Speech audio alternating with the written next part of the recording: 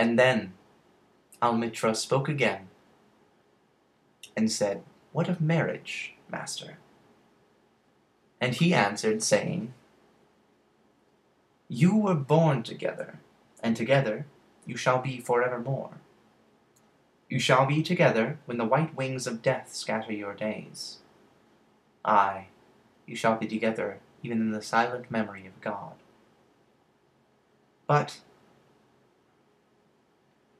let there be spaces in your togetherness, and let the winds of the heavens dance between you. Love one another, but make not a bond of love. Let it rather be a moving sea between the shores of your souls. Fill each other's cup, but drink not from one cup. Give one another of your bread, but eat not of the same loaf. Sing and dance together and be joyous, but let each one of you be alone. Even as the strings of a lute are alone though they quiver with the same music. Give your hearts, but not unto each other's keeping, for only the hand of life can contain your hearts. And stand together, yet not too near together, for the pillars of the temple stand apart, and the oak tree and the cypress grow not in each other's shadow. And a woman who held a babe against her bosom said, "Speak to us of children." And he said, "Your children are not your children. They are the sons and daughters of life's longing for itself. They come through you, but not from you. And though they are with you, yet they belong not to you. You may give them your love, but not your thoughts, for they have their own thoughts. You may house their bodies, but not their souls, for their souls dwell in the house of tomorrow, which you cannot visit, not even in your dreams. You may strive to be like them, but seek not to make them like you. For life goes not backward, nor tarries with yesterday. You are the bows from which your children, as living arrows, are sent forth. The archer sees the mark upon the path of the infinite, and he bends you with his might, that his arrows may go swift and far. Let your bending in the archer's hand be for gladness, for even as he loves the arrow that flies, so he loves also the bow that is stable. Then said a rich man, "Speak to us of giving." And he answered, "You give but little when you give of your possessions. It is when you give of yourself that you truly give. For what are your possessions but things you keep and guard for fear you may need them tomorrow? And tomorrow? What shall tomorrow bring to the overprudent dog bearing bones in the trackless sand as he follows the pilgrims to the holy city? And what is fear of need, but need itself? Is not dread of thirst when your well is full the thirst that is unquenchable? There are those who give little of the much which they have, and they give it for the recognition of their hidden desire,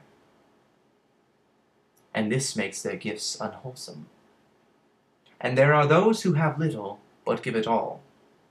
These are the believers in life and the bounty of life, and their coffer is never empty. There are those who give with joy, and that joy is their reward. And there are those who give with pain, and that pain is their baptism. And there are those who give, and know not pain in giving, nor do they seek joy, nor give with mindfulness of virtue.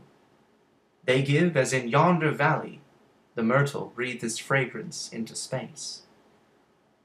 Through the hands of such as these God speaks, and from behind their eyes he smiles unto the earth. It is well to give when asked, but it is better to give unasked through understanding. And to the open-handed the search for one who shall receive is joy greater than giving. And is there aught you would withhold? All you have shall some day be given. Therefore give now, that the season of giving may be yours, and not your inheritors. You often say, I would give, but only to the deserving.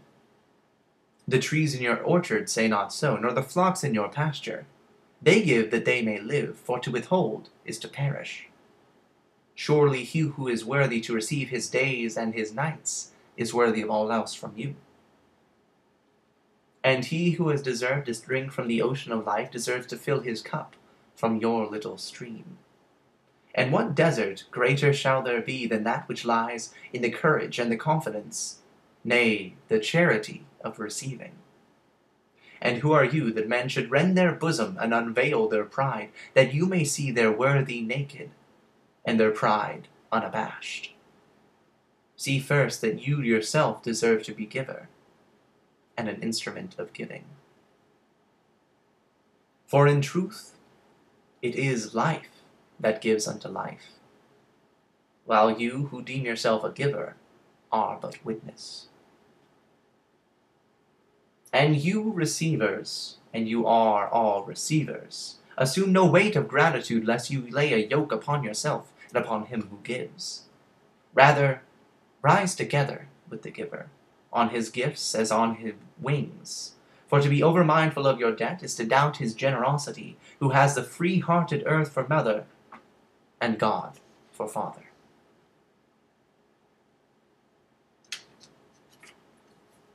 Then an old man, a keeper of an inn, said, Speak to us of eating and drinking. And he said, Would that you could live on the fragrance of the earth, and like an air plant be sustained by the light. But since you must kill to eat, and rob the newly born of its mother's milk to quench your thirst, let it then be an act of worship, and let your board stand an altar on which the pure and the innocent of forest and plain are sacrificed for that which is purer and still more innocent in man. When you kill a beast, say to him in your heart, By the same power that slays you, I too am slain, and I too shall be consumed. For the law that delivered you into my hand shall deliver me into a mightier hand. Your blood and my blood is not but the sap that feeds the tree of heaven.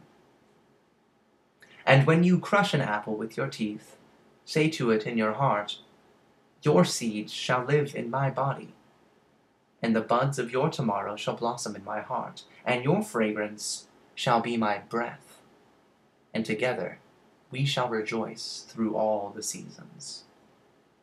And in the autumn, when you gather the grapes of your vineyards for the winepress, say in your heart, I too am a vineyard, and my fruit shall be gathered for the winepress, and like new wine I shall be kept in eternal vessels.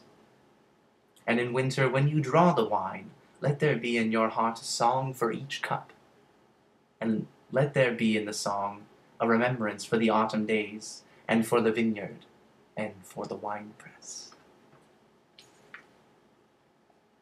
Then a plowman said, Speak to us of work. And he answered, saying, You work, that you may keep pace with the earth, and the soul of the earth. For to become idle is to be a stranger unto the seasons, and to step out of life's procession, that marches in majesty and proud submission toward the infinite. When you work, you are a flute, through whose heart the whispering of the hours turns to music. Which of you would be a reed, dumb and silent, when all else sings together in unison? Always you have been told that work is a curse and labor a misfortune. But I say to you that when you work, you fulfill a part of earth's furthest dream, assigned to you when that dream was born. And in keeping yourself with labor, you are in truth loving life, and to love life through labor is to be intimate with life's inmost secret. But if you, in your pain, call birth an affliction, and the support of the flesh a curse written upon your brow, then I answer that not but the sweat of your brow shall wash away that which is written. I have also been told that life is darkness, and in your weariness you echo what was said by the weary. And I say that life is indeed darkness, save when there is an urge, and all urge is blind, save when there is knowledge, and all knowledge is vain, save when there is work, and all work is empty, save when there is love. And when you work with love, you bind yourself to yourself, and to one another, and to God. And what is it to work with love? It is to weave the cloth with threads drawn from your heart, even as if your beloved were to wear that cloth. It is to build a house with affection, even as if your beloved were to dwell in that house. It is to sow seeds with tenderness and reap the harvest with joy, even as if your beloved were to eat the fruit. It is to charge all things you fashion with a breath of your own spirit, and to know that all the blessed dead are standing about you and watching. Often have I heard you say, as if speaking in sleep, "He who works in marble and finds the shape of his own soul in the stone is nobler than he who plows the soil. And he who seizes the rainbow to lay it on a cloth in the likeness of man is more than he who makes the sandals for our feet." But I say, not in sleep, but in the overwakefulness of noontide, that the wind speaks not more sweetly to the giant oaks than to the least of all the blades of grass. And he alone is great who turns the voice of the wind into a song made sweeter by his own loving. Work is love made visible. And if you cannot work with love, but only with distaste, it is better that you should leave your work, and sit at the gate of the temple, and take alms of those who work with joy. For if you bake bread with indifference, you bake a bitter bread that feeds but half man's hunger. And if you grudge the crushing of the grapes, your grudge distills a poison in the wine. And if you sing, though as angels, and love not the singing, you muffle man's ears to the voices of the day and the voices of the night. I think I'm going to end with this one. It's getting close to about time. Then a woman said, "Speak to us of joy and of sorrow." And he answered, "Your joy is your sorrow unmasked. And the self-same well from which your laughter rises was oftentimes filled with your tears. And how else can it be? The deeper that sorrow carves into your being, the more joy you can contain. Is not the cup that holds your wine the very cup that was burned in the potter's oven? And is not the lute that soothes your spirit the very wood that was hollowed with knives? When you are joyous, look deep into your heart, and you shall find it is only that which is giving you sorrow that is giving you joy. When you are sorrowful, look again into your heart, and you shall see that in truth you are weeping for that which has been your delight. Some of you say joy is greater than sorrow, and others say nay, sorrow is greater. But I say unto you, they are inseparable. Together they come, and when one sits alone with you at your board, remember that the other is asleep upon your bed. Verily you are suspended like scales between your sorrow and your joy. Only when you are empty are you at a standstill and balanced. When the treasure keeper lifts you to weigh his gold and his silver, needs must your joy or your sorrow rise or fall. All right, so we are pretty good start in. Hope you guys enjoyed it. I should be doing more of these, so hopefully it's going to be something that you guys can get some enjoyment out of. So I will see you guys later, and you have a great night. Bye-bye.